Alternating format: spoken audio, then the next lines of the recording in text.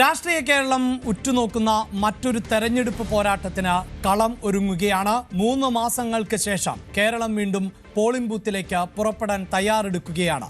പ്രത്യേകിച്ച് ഈ തെരഞ്ഞെടുപ്പ് എന്നത് കോൺഗ്രസിനും CPIM-നും അതോടൊപ്പം തന്നെ BJP-ക്കും കേരളത്തിലെ മുഖ്യധാരാ രാഷ്ട്രീയ പാർട്ടികൾക്ക് എല്ലാം തന്നെ ഏറെ നിർണായകമാകുന്ന ഒരു തെരഞ്ഞെടുപ്പ് എന്നാണ് വിലയിരുത്തുന്നത്. ഇടതുപക്ഷത്തെ സംബന്ധിച്ചിടത്തോളം മൂന്നാമതും അധികാരത്തിൽ ഏറുന്നതിനുള്ള സുവർണ അവസരമാണ് ഉള്ളത്. അങ്ങനെയെങ്കിൽ അത് ചരിത്രമായി മാറും. UDF-നെ സംബന്ധിച്ചിടത്തോളം കോൺഗ്രസ് എന്ന രാഷ്ട്രീയ പാർട്ടിയുടെ നിലനിൽപ്പ് തന്നെ ചോദ്യം ചെയ്യപ്പെടുന്ന ഒരു തെരഞ്ഞെടുപ്പാണ്. ഇനിയില്ല എങ്കിൽ ഒരിക്കലുമില്ല എന്നുപോലും കോൺഗ്രസിനെ കുറിച്ച് നിരീക്ഷിക്കുന്ന രാഷ്ട്രീയ മേഖലയിൽപ്പെട്ടവർ നിരവധിയാണ്. അതുകൊണ്ട് തന്നെ ഈ തെരഞ്ഞെടുപ്പിൽ ആരൊക്കെയായിരിക്കും സ്ഥാനാർത്ഥികളായി രംഗത്തെത്തുക എന്നതും ഏറെ നിർണായകമാണ്. അവിടെയാണ് ഈ സർക്കാരിൻ്റെ ഭരണവും അതോടൊപ്പം തന്നെ ഭരണവിരുദ്ധ വികാരവും ഏറെ ചർച്ച ചെയ്യപ്പെടുന്നത്. പ്രത്യേകിച്ച് തദ്ദേശ തെരഞ്ഞെടുപ്പിന് ശേഷം നിലവിൽ UDF-ന് ഒരു മേൽക്കൈ ഉണ്ട് എന്ന് പൊതുവെ നിരീക്ഷിക്കപ്പെടുന്ന സാഹചര്യം ആണ് ഉള്ളത്. ഇടതുമുന്നണിക്കകത്തും ഭരണവിരുദ്ധ വികാരം ഉണ്ട് എന്ന പ്രതികരണങ്ങളും നിരീക്ഷണങ്ങളും പുറത്തു വന്ന പശ്ചാത്തലമുണ്ട്. പ്രത്യേകിച്ച് ഘടകകക്ഷിയായിട്ടുള്ള CPI-ക്ക് തന്നെ അങ്ങനെ ഒരു നിരീക്ഷണം ഉണ്ടാകുന്ന പശ്ചാത്തലം. അതുകൊണ്ട് തന്നെ നിലവിലെ മന്ത്രിമാരുടെ പ്രോഗ്രസ് റിപ്പോർട്ട് കൂടിയായി മാറുമോ അടുത്ത തെരഞ്ഞെടുപ്പ് എന്നത് ഏറെ ശ്രദ്ധേയമാണ്. അവിടെയാണ് നിലവിലെ മന്ത്രിമാരിൽ ആരൊക്കെ മത്സര രംഗത്ത് ഉണ്ടാകും, ഒരിക്കൽ കൂടി പോരാട്ടത്തിന് ഇറങ്ങാൻ പോകുന്ന മന്ത്രിമാർ ആരൊക്കെ, പിണറായി വിജയൻ മന്ത്രിസഭയിൽ ഇനിയും തെരഞ്ഞെടുപ്പിൽ മത്സരിച്ചാൽ വിജയിക്കാൻ സാധിക്കുമെന്ന ആത്മവിശ്വാസം ആർക്കൊക്കെയാണുള്ളത്, അക്കാര്യങ്ങൾ പ്രസക്തമാകുന്നത്. അതോടൊപ്പം തന്നെ ഇനി തെരഞ്ഞെടുപ്പിൽ മത്സരിക്കാൻ താല്പര്യം പ്രകടിപ്പിക്കാത്ത നേതാക്കൾ, മന്ത്രിമാർ ആരൊക്കെയാണ്? നമ്മൾ ആദ്യം പരിശോധിക്കുന്നത് അതാണ്. ആ വാർത്തയുടെ വിശദാംശങ്ങളിലേക്ക് തന്നെ കടക്കുമ്പോൾ ഏറ്റവും പ്രധാനപ്പെട്ടത് ഈ മന്ത്രിസഭയിൽ ആരൊക്കെ മത്സരിക്കാൻ താല്പര്യം പ്രകടിപ്പിക്കുന്നു എന്നുള്ളതാണ്. ആ ഡേറ്റയിലേക്ക് ഞാൻ വളരെ പെട്ടെന്ന് പോവുകയാണ്. പ്രേക്ഷകരുടെ ശ്രദ്ധ അവിടേക്ക് എത്തിക്കുമ്പോൾ അതിൽ എടുത്തു പറയേണ്ടത് കേരളത്തിൻ്റെ മുഖ്യമന്ത്രി, ക്യാപ്റ്റൻ എന്ന് തന്നെ വിശേഷിപ്പിക്കുന്ന പിണറായി വിജയൻ മറ്റൊരു തെരഞ്ഞെടുപ്പ് പോരാട്ടത്തിന് കൂടി ഇറങ്ങാൻ തയ്യാറെടുക്കുന്നു എന്നത് തന്നെയാണ്. കാരണം അടുത്ത തെരഞ്ഞെടുപ്പിലും പിണറായി തന്നെയായിരിക്കും ഇടതുപക്ഷത്തെ നയിക്കാൻ പോകുന്നത്. മൂന്നാമതും പിണറായി സർക്കാർ എന്നത് തന്നെയായിരിക്കും ഇടതുപക്ഷത്തിൻ്റെ മുദ്രാവാക്യവും. പിണറായി വിജയൻ ധർമ്മടത്ത് നിന്ന് ഒരിക്കൽ കൂടി ജനവിധി തേടാൻ തയ്യാറെടുക്കുന്നു. താൻ മത്സരത്തിനില്ല എന്നും എന്നാൽ പാർട്ടി പറയുന്നത് അനുസരിക്കും എന്നും വിദ്യാഭ്യാസ മന്ത്രി V. ശിവൻകുട്ടി കഴിഞ്ഞ ദിവസം അഭിപ്രായം പ്രകടിപ്പിച്ചു കഴിഞ്ഞതാണ്. അതുകൊണ്ട് തന്നെ നിയമം പോലെ BJP ഉന്നം വയ്ക്കുന്ന ഒരു തെരഞ്ഞെടുപ്പിൽ നേമം മണ്ഡലത്തെ കൈപ്പിടിയിൽ ഒതുക്കാൻ ശിവൻകുട്ടിക്കപ്പുറത്ത് ഒരു പേരിലേക്ക് ഇതുവരെയും CPIM എത്തിയിട്ടില്ല. അതുകൊണ്ട് തന്നെ മുതിർന്ന നേതാവ് ശിവൻകുട്ടി തന്നെയായിരിക്കും നേമത്ത് മത്സരിക്കുക. P. രാജീവ് മന്ത്രി, വ്യവസായ മന്ത്രി കൂടിയായ P. രാജീവ് ഒരിക്കൽ കൂടി കളമശ്ശേരിയിൽ നിന്ന് മാറ്റുരയ്ക്കും എന്ന് വേണം നമുക്ക് അനുമാനിക്കാൻ. മറ്റു മന്ത്രിമാരുടെ പട്ടിക കൂടി പരിശോധിക്കുമ്പോൾ അതിൽ ധനമന്ത്രിയായിട്ടുള്ള KN ബാലഗോപാൽ, VN വാസവൻ, സജി ചെറിയാൻ, ഈ 3 മന്ത്രിമാരും പോരാട്ടത്തിനിറങ്ങും എന്ന് തന്നെയാണ് നമുക്ക് വ്യക്തമാകുന്നത്. കഴിഞ്ഞ മന്ത്രിസഭയിലടക്കം വലിയ വിവാദങ്ങൾ സൃഷ്ടിച്ച മന്ത്രിമാരിൽ ഒരാൾ എന്നത് സജി ചെറിയാനായിരുന്നു. ഭരണകൂടവുമായി ബന്ധപ്പെട്ട് ഭരണഘടനയുമായി ബന്ധപ്പെട്ട് നടത്തിയ പ്രസ്താവന, പ്രതികരണം, കുന്തവും കുടച്ചക്രവും എന്ന പ്രയോഗം അത് വലിയ തോതിൽ വിവാദമായ പശ്ചാത്തലമുണ്ട് എങ്കിൽ പോലും ചെങ്ങന്നൂർ പോലെ BJP-ക്കും UDF-നും പ്രതീക്ഷ അർപ്പിക്കുന്ന ഇത്തവണ ഒരു പക്ഷേ കരുത്തരായ സ്ഥാനാർത്ഥികളെ ചെങ്ങന്നൂരിൽ ഇറക്കി മണ്ഡലം തിരിച്ചു പിടിക്കാമെന്ന് പ്രതീക്ഷിക്കുന്ന UDF, മണ്ഡലത്തിൽ ശക്തിപ്രകടനം നടത്താൻ തയ്യാറെടുക്കുന്ന BJP, അവിടെ ചെങ്ങന്നൂരിലേക്ക് മറ്റൊരു പേരും ഉയർന്നു വരുന്നില്ല എന്ന് വേണം അനുമാനിക്കാൻ. ആറന്മുളയിൽ ഒരിക്കൽ കൂടി ജനവിധി തേടുന്നു വീണ ജോർജ് എന്നാണ് മനസ്സിലാക്കാൻ സാധിക്കുന്നത്. മുഹമ്മദ് റിയാസ് ബേപ്പൂരിൽ നിന്നും മാറ്റുരയ്ക്കും. KR കേളു, OR കേളു മാനന്തവാടിയിൽ നിന്ന് അദ്ദേഹം മത്സരരംഗത്തുണ്ടാകും എന്ന സൂചനകൾ ആണ് ഇപ്പോൾ പുറത്തു വരുന്നത്. മന്ത്രിമാരോടൊപ്പം സ്പീക്കർ AN ഷംസീറും ഇത്തവണ തെരഞ്ഞെടുപ്പ് ഗോതിയിൽ ഉണ്ടാകും എന്ന സൂചനകൾ തന്നെയാണ് ഈ ഘട്ടത്തിൽ പുറത്തു വരുന്നത്. മത്സരിക്കാൻ തൽപരരായിട്ടുള്ള നേതാക്കളുടെ, മന്ത്രിമാരുടെ പട്ടികയാണ് പ്രേക്ഷകരുമായി ഞങ്ങൾ ഇപ്പോൾ പങ്കുവെച്ചുകൊണ്ടിരിക്കുന്നത്. CPI-യിലേക്ക് വരുമ്പോൾ അവിടെ റവന്യൂ മന്ത്രി ആയിട്ടുള്ള K. രാജൻ, ഇത്തവണയും മാറ്റുരയ്ക്കുക തന്നെ ചെയ്യും ഒല്ലൂർ മണ്ഡലത്തിൽ നിന്ന് എന്നാണ് മനസ്സിലാക്കാൻ സാധിക്കുന്നത്. നെടുമങ്ങാട് BJPയും ലക്ഷ്യം വയ്ക്കുന്ന മണ്ഡലങ്ങളിൽ ഒന്നാണ് നെടുമങ്ങാട്. അവിടെ UDF, BJP അതോടൊപ്പം തന്നെ ഇത്തവണ ഒരിക്കൽ കൂടി ഇടതുപക്ഷം നെടുമങ്ങാട് നിലനിർത്താം എന്ന പ്രതീക്ഷയിൽ GR അനിലിനെ തന്നെ കളത്തിലിറക്കും എന്ന സൂചനയാണ് പുറത്തുവരുന്നത്. മറ്റ് മന്ത്രിമാരിലേക്ക് പോകുമ്പോൾ J ചിഞ്ചുറാണിയും അതോടൊപ്പം തന്നെ P പ്രസാദ് മത്സരിച്ചേക്കും എന്ന സൂചനകൾ തന്നെ പുറത്തുവരുന്നു. ഒരു പക്ഷേ ചിഞ്ചുറാണി ചാത്തന്നൂരിലേക്ക് മാറിയേക്കുമോ എന്നതിൽ നമുക്ക് ഇപ്പോൾ വ്യക്തതയില്ല. ഘടകകക്ഷികളുടെ മന്ത്രിമാരിലേക്ക് വരുമ്പോൾ KB ഗണേഷ് കുമാർ, അവിടെ തർക്കമൊന്നുമില്ല. ഗണേഷ് കുമാർ പത്തനാപുരത്തു നിന്ന് മാറ്റുരയ്ക്കും. റോഷി അഗസ്റ്റിൻ, അവിടെയാണ് ഈ മുന്നണിയുടെ ഭാഗമായി കേരള കോൺഗ്രസ് M തുടരുമോ എന്നതിൽ ഈ വരാൻ പോകുന്ന ദിവസങ്ങൾ നിർണായകമാണ്. പക്ഷേ ഇടതുമുന്നണിയുടെ ഭാഗമായി ഉണ്ട് മാണി ഗ്രൂപ്പ് എങ്കിൽ തീർച്ചയായും റോഷി അഗസ്റ്റിൻ മത്സരരംഗത്ത് ഉണ്ടാകും. മറ്റൊന്ന് എലത്തൂരിൽ ആണ്. എലത്തൂരിൽ കഴിഞ്ഞ തവണയും മത്സരം കൊണ്ട് ശ്രദ്ധേയമായി അവിടെ ഒരു UDF കാൻഡിഡേറ്റ് ഉണ്ടോ എന്ന് UDFകാർക്ക് പോലും അറിയാൻ പറ്റാത്ത ഒരു സാഹചര്യമുണ്ടായിരുന്നു. സുൽഫിക്കർ മയൂരി എന്ന സ്ഥാനാർത്ഥി ആയിരുന്നു അവിടെ വലതുപക്ഷത്തിനു വേണ്ടി മാറ്റുരച്ചത്. അദ്ദേഹം മാണി സി കാപ്പൻ ഗ്രൂപ്പിന്റെ NCKയുടെ സ്ഥാനാർത്ഥി ആയിരുന്നു.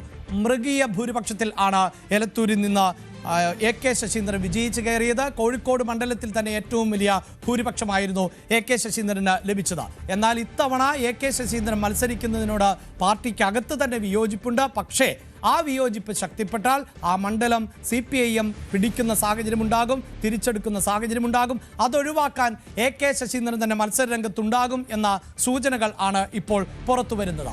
ഇനി നമ്മൾ പ്രേക്ഷകരുമായി പങ്കുവെക്കുന്നത് മത്സരിക്കാൻ താല്പര്യം പ്രകടിപ്പിക്കാത്ത മന്ത്രിമാരുടെ വിവരങ്ങൾ ആണ്. അവർ മത്സരിക്കില്ല എന്ന് നമുക്ക് ഈ ഘട്ടത്തിൽ ഉറപ്പിച്ചു പറയാൻ സാധിക്കില്ല.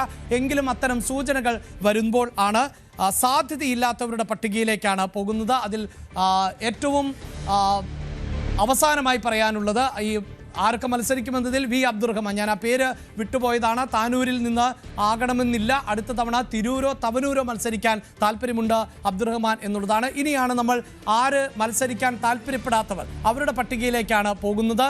അതിൽ R ബിന്ദുവിൻ്റെ പേര് ഉണ്ട് എന്ന് നമുക്ക് മനസ്സിലാക്കാൻ സാധിക്കുന്നു.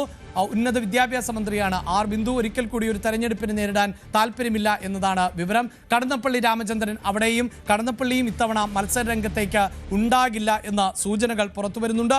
മറ്റ് പേരുകളിലേക്ക് വരുമ്പോൾ MP രാജേഷിൻ്റെ പേരാണ് ഏറ്റവും പ്രധാനപ്പെട്ടതായി ഉള്ളത്. കാരണം MP രാജേഷ് ഇത്തവണ മത്സരരംഗത്ത് തൃത്താലയിൽ ഉണ്ടാകുമോ എന്നതിൽ വ്യക്തതയില്ല. അദ്ദേഹം മണ്ഡലത്തിൽ സജീവമാണ്, അദ്ദേഹം മത്സരിക്കുവാനുള്ള സാധ്യത തള്ളിക്കളയുന്നില്ല. പക്ഷേ MP രാജേഷും മത്സരിക്കുന്നില്ല എങ്കിൽ നിലവിൽ M സ്വരാജ് മത്സരരംഗത്തേക്കില്ല എന്ന സൂചനകളാണ് പുറത്തു വരുന്നത്. അങ്ങനെയെങ്കിൽ CPIMന്റെ ഏറ്റവും മികച്ച വാഗ്മികളിൽ രണ്ടുപേർ മത്സരരംഗത്ത് നിന്ന് മാറി നിൽക്കുമോ എന്നതിൽ സംശയമുണ്ട്. K കൃഷ്ണൻകുട്ടി വൈദ്യുതി വകുപ്പ് മന്ത്രിയാണ്. കൃഷ്ണൻകുട്ടിയും ഇത്തവണ മത്സരത്തിന് ഉണ്ടാകില്ല എന്ന വിവരം ആണ് നമുക്ക് പങ്കുവെക്കാനുള്ളത്. അതെന്തുകൊണ്ടാണ് ഈ മന്ത്രിമാർ മത്സരിക്കുന്നത് അല്ലെങ്കിൽ മത്സരിക്കാൻ താല്പര്യമില്ലാത്തത് എന്നതാണ് ന്യൂസ് ടെൻസ് നമ്മൾ ആദ്യം വിശദമായി പരിശോധിക്കുന്നത്. അവിടെ പ്രേക്ഷകരോട് എടുത്തു പറയേണ്ടത്, കഴിഞ്ഞ തവണ നമുക്കറിയാം ഒന്നാം പിണറായി വിജയൻ സർക്കാരിന് ശേഷം രണ്ടാം പിണറായി വിജയൻ സർക്കാരിലേക്ക് എത്തുമ്പോൾ മന്ത്രിമാരെ നിശ്ചയിച്ചതിൽ അടക്കം ചില മാനദണ്ഡങ്ങൾ ഉൾപ്പെടുത്തിയിരുന്നു. ആദ്യഘട്ടത്തിൽ മന്ത്രിമാരായിരുന്നവരെ പൂർണ്ണമായും ഒഴിവാക്കുന്ന ഒരു സമീപനം ആയിരുന്നു സ്വീകരിച്ചിരുന്നത്. അങ്ങനെ പുതുമുഖങ്ങൾക്ക് അവസരം നൽകിയ ഒരു പശ്ചാത്തലം ഉണ്ടായിരുന്നു. ആ ഒരു പശ്ചാത്തലത്തിൽ കൂടിയാണ് ഇത്തരത്തിൽ ഈ മന്ത്രിസഭയുടെ, അതായത് ഈ മന്ത്രിസഭയിലെ അംഗങ്ങളിൽ എത്ര പേർ മത്സരിക്കും എന്നത് ശ്രദ്ധേയമാകാൻ പോകുന്നത്.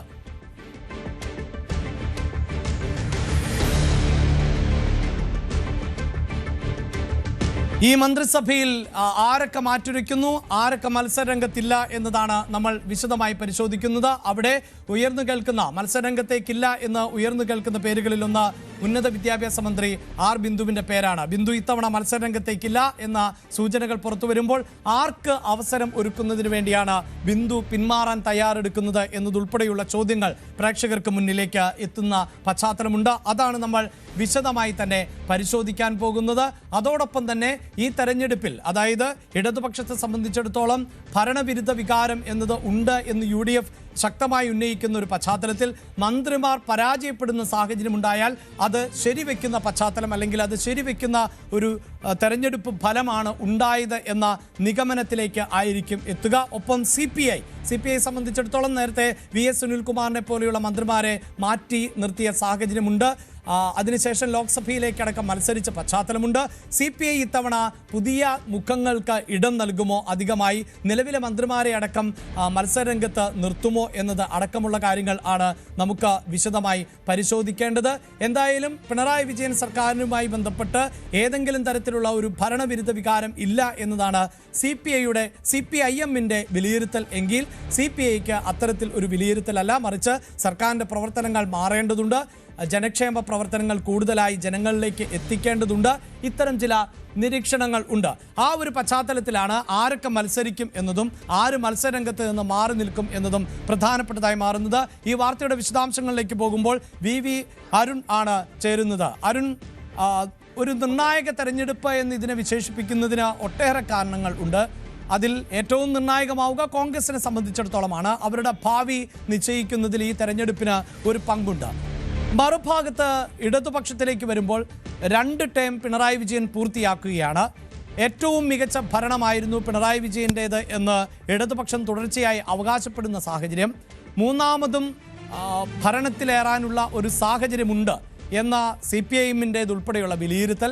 അവിടെയാണല്ലോ ഈ മന്ത്രിമാരിൽ ആരൊക്കെ മത്സരിക്കും എന്നത് പ്രധാനപ്പെട്ടതായി മാറുന്നത്. കാരണം അവർക്ക് നൽകുന്ന ഒരു മാർക്കറ്റിൽ കൂടിയായി തെരഞ്ഞെടുപ്പ് മാറുന്ന പശ്ചാത്തലമുണ്ടാകും.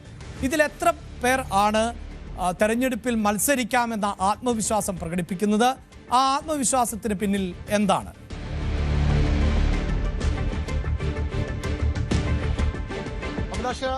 CPI മന്ത്രിമാരിൽ 4 പേരും മത്സരരംഗത്തുണ്ടാകുമെന്നതാണ് ഉറപ്പ്. CPIയുടെ 4 മന്ത്രിമാർ, അതായത് കെ രാജൻ ഒല്ലൂരിൽ തന്നെ മത്സരിക്കും. 2 തവണ അദ്ദേഹം അവിടെ നിന്ന് വിജയിച്ചതാണ്. അദ്ദേഹം വീണ്ടും അവിടെ നിന്ന് തന്നെ ജനവിധി തേടും. ചേർത്തലയിൽ P പ്രസാദും മത്സരിക്കും. അതിലും മാറ്റമുണ്ടാകില്ല. GR അനിലിന് നെടുമങ്ങാട് ആദ്യ ഊഴത്തിന് അദ്ദേഹത്തിന് മന്ത്രിയാവാൻ കഴിഞ്ഞു. 2ാം ഊഴവും GR അനിൽ മത്സരിക്കുമെന്ന് ഉറപ്പാണ്. ചിഞ്ചുറാണിയും മത്സരിക്കും. പക്ഷേ അവരുടെ മണ്ഡലത്തിന്റെ കാര്യത്തിൽ അപ്പോൾ മാറ്റമുണ്ടാകാം. ചടയമംഗലത്താണ് ചിഞ്ചുറാണി നിലവിൽ MLA ആയിട്ടുള്ളത്. ഒരുപക്ഷെ അവിടെ നിന്നോ അല്ലെങ്കിൽ GS ജയലാൽ ഒഴിയുന്ന ചാത്തന്നൂരിലേക്കോ ചിഞ്ചുറാണി മാറാം. ഏതായാലും അവരും മത്സരിക്കുമെന്ന് ഉറപ്പാണ്. അതായത് CPIയുടെ 4 മന്ത്രിമാരും മത്സരിക്കും. ഇളവുകൾ നൽകി തന്നെയാണ് കെ രാജൻ ഉൾപ്പെടെയുള്ളവരെ മത്സരരംഗത്തേക്ക് CPI കൊണ്ടുവരാൻ ഉദ്ദേശിക്കുന്നത്.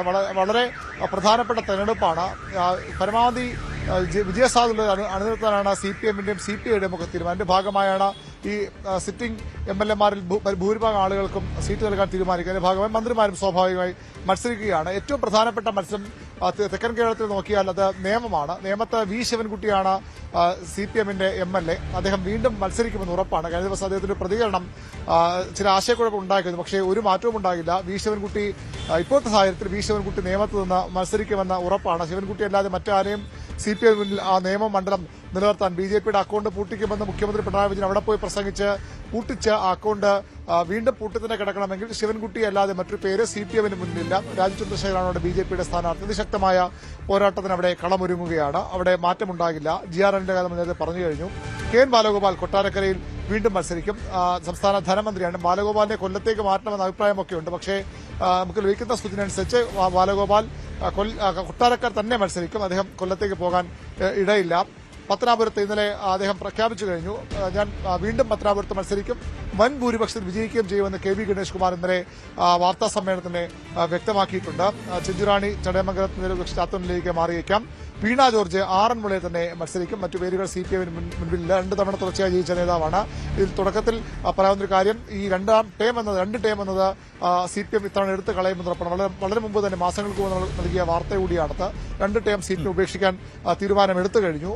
വിജയസാധ്യത തന്നെയാണ് ഇത്തവണ CPM-ന്റെ സ്ഥാനാർത്ഥി നിർണ്ണയത്തിന്റെ ഏറ്റവും പ്രധാനപ്പെട്ട ഘടകം. കഴിഞ്ഞ തവണ മുതിർന്ന നേതാക്കളെയൊക്കെ മാറ്റി നിർത്തി പുതുമുഖങ്ങൾക്ക് അവസരം കൊടുത്തു. 2 ടേം നിബന്ധന കർശനമാക്കുകയും ചെയ്തു. ഇത്തവണ അത് ഉണ്ടാകില്ല. അപൂർവ ചില ആളുകൾക്ക് മാത്രമേ ആ ടേം നിബന്ധനയെ തട്ടി മാറാൻ മാറേണ്ടി വരികയുള്ളൂ എന്നാണ് ലഭിക്കുന്ന സൂചനകൾ. VN വാസവൻ ഏറ്റുമാനൂർ വീണ്ടും മത്സരിക്കും. കോട്ടയത്തു നിന്നുള്ള CPM-ന്റെ മന്ത്രിയാണ്, സംസ്ഥാന സെക്രട്ടേറിയറ്റ് അംഗമാണ്. സജി ചെറിയാൻ ഒരു തവണ ഉപതെരഞ്ഞെടുപ്പിലൂടെ വന്നു, പിന്നീട് പൊതുതെരഞ്ഞെടുപ്പ് 2021 ജയിച്ചു. വീണ്ടും സജി ചെറിയാൻ ചെങ്ങന്നൂർ തന്നെ മത്സരിക്കും. ചെങ്ങന്നൂരും പല പേരുകൾ ഉയർന്നു കേൾക്കുന്നതുകൊണ്ട് തന്നെ വളരെ ശക്തിയേറെ പോരാട്ടം നടക്കുന്ന മണ്ഡലങ്ങളൊന്നായി മാറുമെന്ന് ഉറപ്പാണ്. P. പ്രസാദ് ചേർത്തലയിൽ CPM മന്ത്രി വീണ്ടും മത്സരിക്കും. കളമശ്ശേരിയിൽ നിന്ന് തന്നെയാകും P. രാജീവ് CPM-ന്റെ കേന്ദ്ര കമ്മിറ്റി അംഗം വ്യവസായ മന്ത്രി ജനവിധി തേടുക. K. രാജൻ ഉള്ളൂരിൽ വീണ്ടും മത്സരിക്കാൻ തയ്യാറെടുക്കുകയാണ്. R. ബിന്ദുവിന്റെ കാര്യത്തിലാണ് CPM മന്ത്രിമാരിൽ അനിശ്ചിതത്വമുള്ള ഒരു പേര്. ബിന്ദു ഒരുപക്ഷെ മത്സരിച്ചേക്കില്ല. അവിടെ പറഞ്ഞു കേൾക്കുന്നത് മറ്റു പ്രധാനപ്പെട്ട ഒരു പേരാണ്. CPM-ന്റെ പൊളിറ്റ് ബ്യൂറോ അംഗം കൂടിയായ A. വിജയരാഘവൻ ഇരിങ്ങാലക്കുടയിൽ നിന്ന് മത്സരിക്കുമെന്ന സാധ്യതകളാണ് ഇപ്പോൾ കേൾക്കുന്നത്. അങ്ങനെയെങ്കിൽ ഒരുപക്ഷെ ബിന്ദുവിനെ മറ്റ് ചുമതലകളിലേക്ക് CPM മാറ്റിയേക്കാം. അവിടെ A. വിജയരാഘവൻ മത്സരിക്കാനുള്ള സാധ്യതയാണ് ഇപ്പോൾ പറഞ്ഞ് കേൾക്കുന്നത്. മുഹമ്മദ് റിയാസ് ബേപ്പൂരിൽ നിന്ന് മത്സരിക്കും. PV അൻവർ കൂടി വരികയാണെങ്കിൽ അവിടെ അതിശക്തമായൊരു പോരാട്ടം പ്രതീക്ഷിക്കാവുന്ന മണ്ഡലമാണ് ബേപ്പൂർ.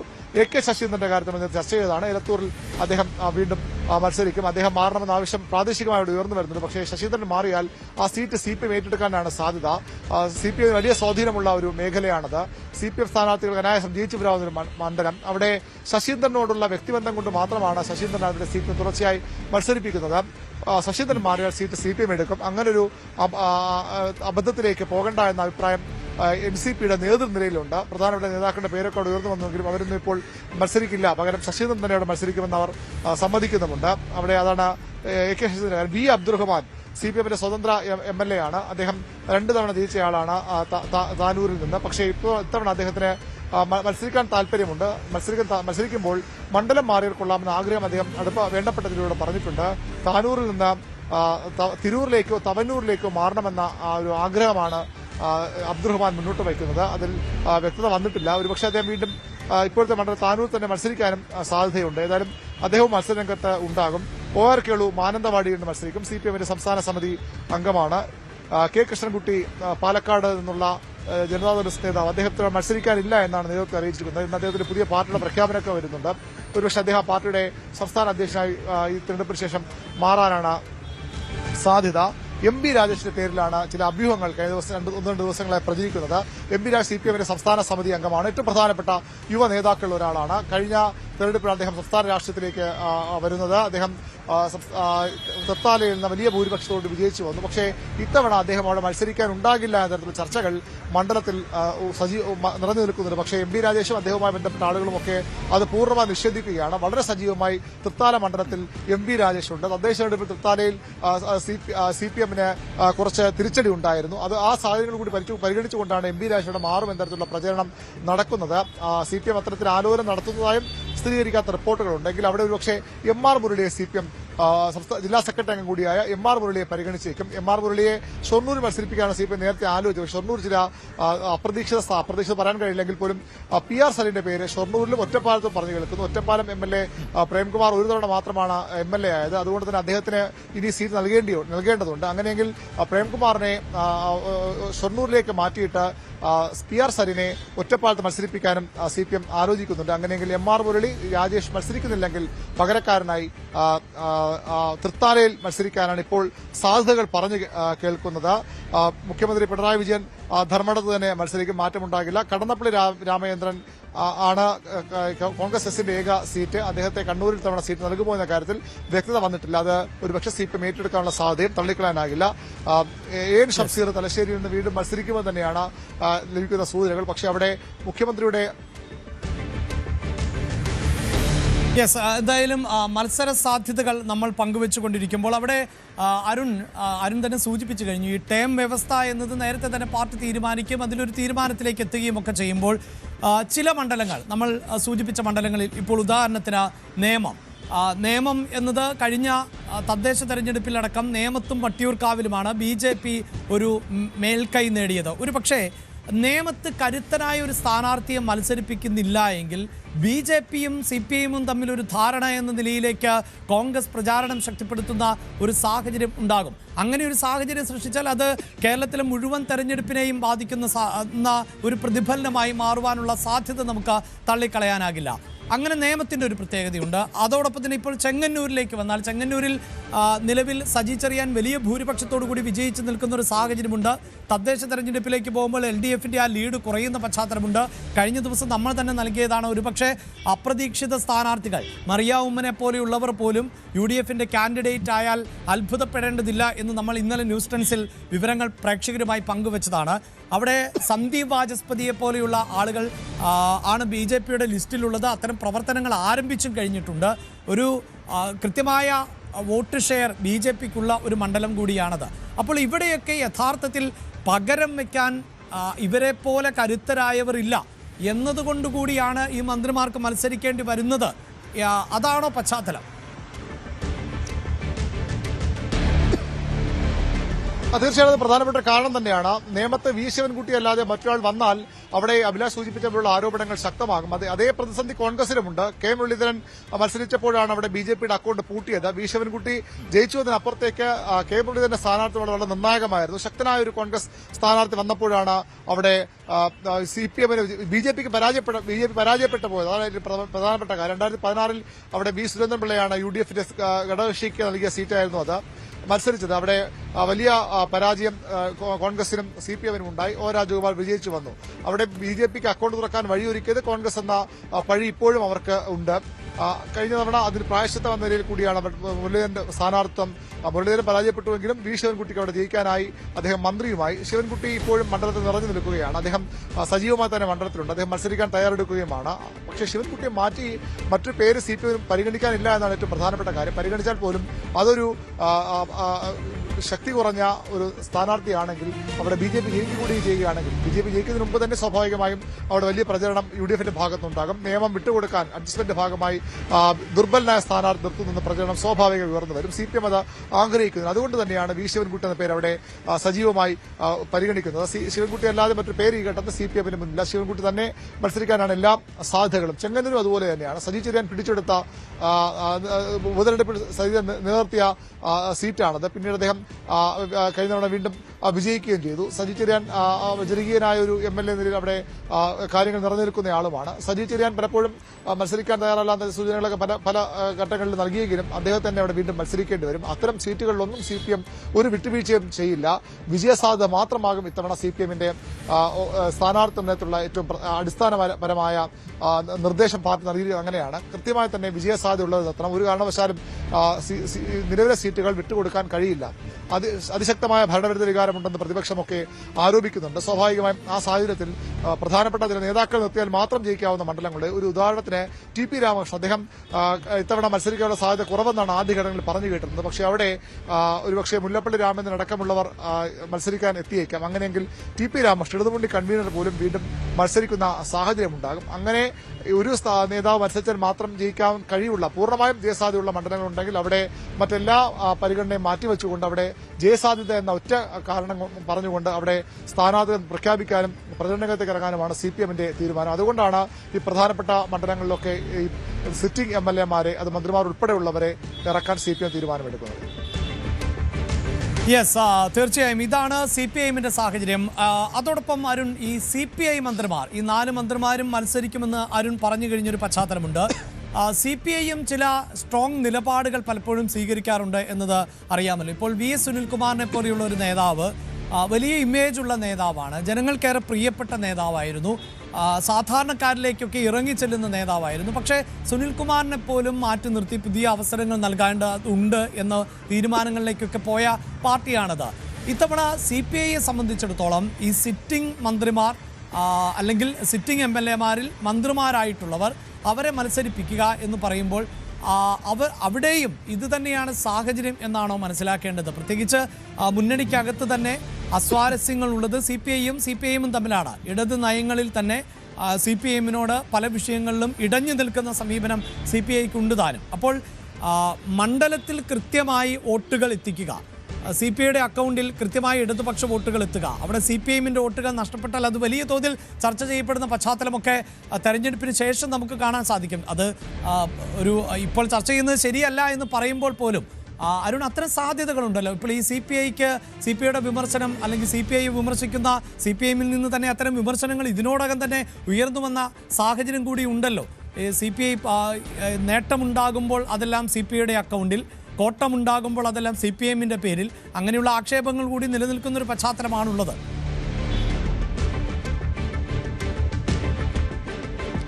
അഭിലാഷ്, CPI VS സുനിൽകുമാറിന് 3 തവണ മത്സരിക്കാൻ സീറ്റ് നൽകിയ പാർട്ടിയാണ്.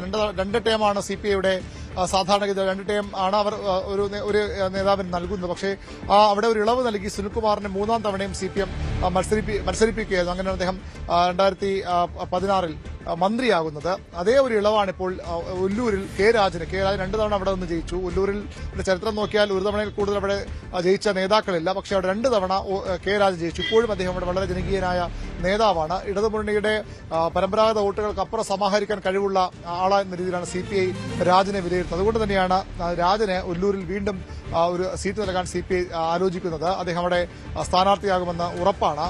മറ്റ് മന്ത്രിമാരുടെ കാര്യത്തിൽ നെടുമങ്ങാട് ആദ്യ തവണ തന്നെ വന്ന് മന്ത്രിയായി എന്ന അപൂർവതകളിലൊന്നാണ് GR അനിലിന് ലഭിച്ചത്. CPM-ന്റെ കോട്ടയാണ്, CPM ശക്തി കേന്ദ്രമാണ് നെടുമങ്ങാട്. ഇത്തവണ തദ്ദേശ തെരഞ്ഞെടുപ്പിൽ പോലും വലിയ മുന്നേറ്റം ഇടതുമുന്നണിക്കുണ്ടായ മണ്ഡലമാണ് നെടുമങ്ങാട്. അവിടെയാണ് GR അനിലിനെ വീണ്ടും മത്സരിപ്പിക്കാൻ CPI ആലോചിക്കുന്നത്. അതിന് കാരണം അദ്ദേഹം അവിടെ CPM-മായി പോലും വളരെ നല്ല ബന്ധം വയ്ക്കുന്ന നേതാവാണ്. മറ്റു പ്രശ്നങ്ങളൊക്കെ ഉണ്ടാകുമ്പോൾ പോലും അദ്ദേഹം CPM-മായി പ്രാദേശികമായും അത് നേതൃത്വത്തിലുമൊക്കെ CPM-വുമായി വളരെ അടുത്ത ബന്ധമുള്ള നേതാവാണ് GR അനിൽ. അവിടെ അദ്ദേഹം നിർത്തിയാൽ അതൊരു വളരെ അനായാസജയമായി മാറുമെന്ന് CPI കണക്കുകൂട്ടും. അതുകൊണ്ട് തന്നെയാണ് അവിടെ മറ്റു പേരുകളിലേക്ക് CPI പോകാത്ത. GR അവിടെ വീണ്ടും മത്സരിക്കും.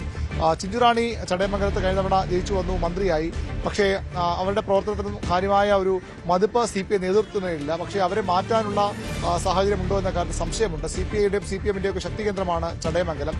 അവിടെ ആര് നിന്നാലും ജയിക്കാൻ സാഹചര്യമുണ്ട്. അതുകൊണ്ട് തന്നെ ഒരുപക്ഷെ ചിഞ്ചുറാണി അവിടെ നിന്ന് മാറ്റി ഒരു പുതുമുഖത്തെ പരീക്ഷിക്കാൻ അവർ ആലോചിക്കുന്നു. അപ്പോഴും ചിഞ്ചുറാണിക്ക് സീറ്റ് നൽകാതിരിക്കില്ല. ചിഞ്ചുറാണിയെ ചടയമംഗലത്ത് തുടർച്ചയായി 3 തവണ ജയിച്ച GS ജയലാൽ അവിടെ നിന്ന് ഇത്തവണ അദ്ദേഹം മാറുമെന്ന് ഉറപ്പാണ്. അങ്ങനെയെങ്കിൽ അവിടെ BJP കൂടി ശക്തിയുള്ള ഒരു മേഖലയാണ്. BJP കഴിഞ്ഞ തവണ 2ാമത് വന്ന ഒരു മണ്ഡലമാണ്.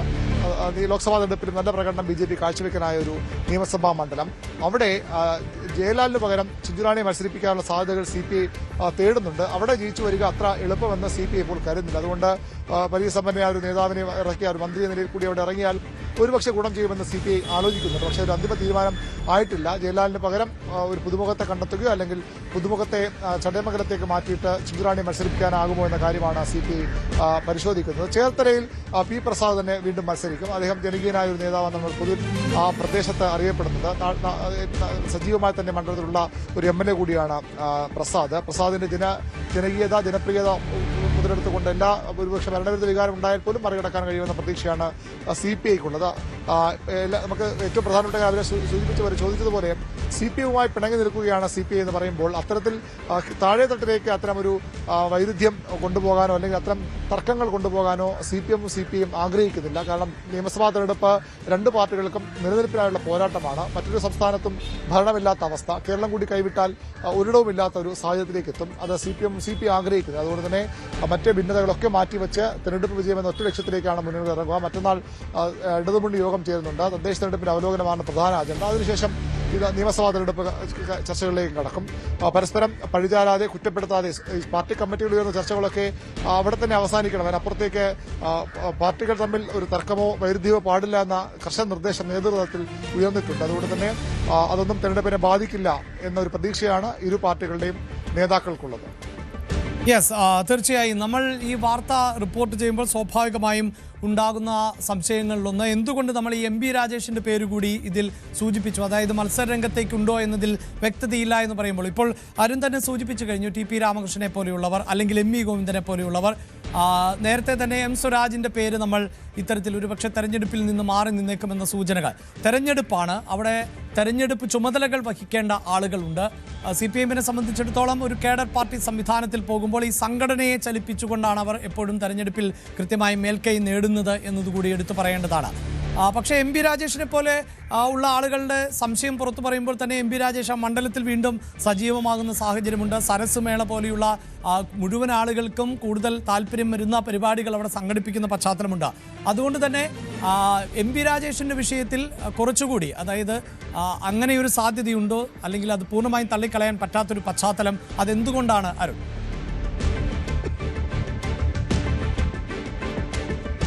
എം ബി രാജേഷ് മത്സരിക്കില്ല എന്ന് പൂർണ്ണമായും ഉറപ്പിച്ചു പറയാൻ ഇപ്പോൾ കഴിയില്ല. കാരണം അദ്ദേഹം വില സൂചിപ്പിച്ചത് തന്നെയാണ് കാരണം. അദ്ദേഹം മണ്ഡലത്തിൽ വളരെ സജീവമാണ്. അദ്ദേഹം തിരുവനന്തപുരത്തേക്ക് എത്തുന്നപോലും മന്ത്രിസഭാ യോഗം പോലുള്ള വളരെ പ്രധാനപ്പെട്ട ഒഴിവാക്കാൻ കഴിയാത്ത കാര്യങ്ങൾക്ക് മാത്രമാണ് കഴിഞ്ഞ ഏതാനും ആഴ്ചകൾ തലസ്ഥാനത്തേക്ക് പോലും എത്തുന്നത്. സരസ്വയുടെ വലിയ ജനകീയ പരിപാടിയാക്കി മാറ്റിക്കൊണ്ട് മുഖ്യമന്ത്രി തന്നെ പോയി ഉദ്ഘാടനം ചെയ്ത പരിപാടിയാണ്. അവിടെ നിറഞ്ഞു നിൽക്കുകയാണ് എം ബി രാജേഷ്. അദ്ദേഹത്തിന്റെ ഇനിയുള്ള ആഴ്ചകളിലും അദ്ദേഹത്തിന്റെ പ്രധാന ദിവസങ്ങളൊക്കെ മണ്ഡലത്തിൽ തന്നെയാണുള്ളത്. അവിടെ സജീവമായി തന്നെ അദ്ദേഹം ഉണ്ട്. പക്ഷേ അപ്പോഴും ചില സ്ഥാനാർത്ഥി ചർച്ചകളിലൊക്കെ നിർണയ ചർച്ചകളിലൊക്കെ ഒരു മാറ്റം അല്ലെങ്കിൽ പുതിയ ആളുകളിലേക്ക് കടന്നു വരാനുള്ള സാഹചര്യമൊക്കെ അവിടെ ചർച്ച ചെയ്യപ്പെടുന്നു. അതായത് സിപിഎമ്മിന്റെ ജില്ലാ സെക്രട്ടറി എൻ സുരേഷ് ബാബു ഇത്തവണ മത്സരിച്ചേക്കുമെന്ന സൂചനകളുണ്ട്. അങ്ങനെയെങ്കിൽ പാലക്കാട് ജില്ലാ കമ്മിറ്റി നയിക്കാൻ ആള് വേണം. ഒരുപക്ഷെ ആ പേര് രാജേഷിലേക്ക് എത്തിച്ചേർന്നാൽ അത്ഭുതപ്പെടാം. രാജേഷ് മത്സരിക്കാതെ മാറി നിൽക്കുകയാണെങ്കിൽ.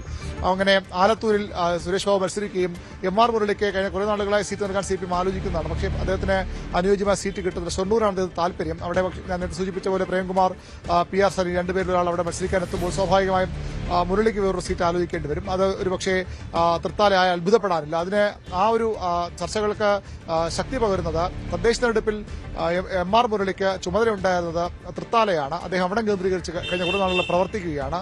അതുകൊണ്ടുകൂടി എം.ആർ. മുരളി എന്ന പേര് സജീവമായി തന്നെ അവിടെയുണ്ട്. എം ബി രാജേഷ് സംബന്ധിച്ച് മറ്റു ചില പ്രധാനപ്പെട്ട ചുമതലകൾ സിപിഎം ഏൽപ്പിച്ചേക്കുമെന്ന ആ ഒരു അഭ്യൂഹങ്ങളും പുറത്തു വരുന്നുണ്ട്. അതായത് അദ്ദേഹം നേരത്തെ 2 തവണ ലോക്സഭാ എം പി ആയിരുന്നു. രാജ്യസഭയിൽ സിപിഎമ്മിന് ശക്തരായ നേതാക്കളുടെ ഒരു കുറവുണ്ട്.